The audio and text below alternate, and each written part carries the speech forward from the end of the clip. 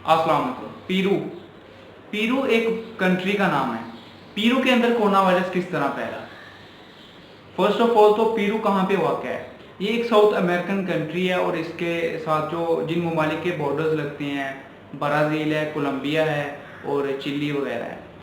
अच्छा, पीरू एक बहुत ही ज़्यादा आप कह सकते हैं गरीब मुल्क है। इसके इस मुल्क के अंदर इस मुल्क की टोटल पॉपुलेशन तकरीबन 3 करोड़ है, 3 करोड़ से ज़ायद है। और जब इस मुल्क में कोरोना वायरस नहीं फैला था तो इस पूरे मुल्क में 3 करोड़ लोगों के लिए सिर्फ और सिर्फ 40 वेंटिलेटर्स थे।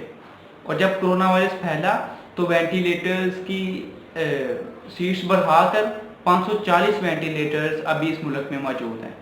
और इस मुल्क में कोरोना वायरस के पेशेंट्स की तादाद तकरीबन 2,70,000 है। और इस मुल्क में कोरोना वायरस से सेहतयाब होने वाले अफराद की तादाद तकरीबन 1.5 लाख है। 7,500 लोग अफराद मौत के मुंह में जा चुके हैं।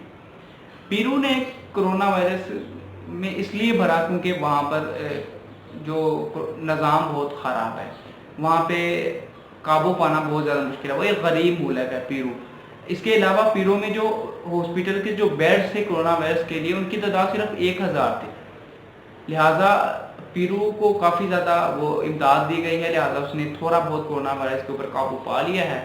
और उम्मीद है कि आने वाले दिनों में पीरू अपने मुल्क पे कोरोना वायरस के ऊपर काबू पा लेगा। आप इस मुल्क का फ्लैग भी देख सकते हैं। तो यही थी पीरू के बारे में पहली इन्फॉर्मेशन। इसके अलावा इस मुल्क में जो कोरोना वायरस का पहला पेशेंट सामने आया था वो 3 मार्च को सामने आया था। और वक्त गुजरने के साथ साथ इस मुल्क में कोरोना वायरस के पेशेंट्स की तादाद बढ़ती गई। अस्सलाम वालेकुम।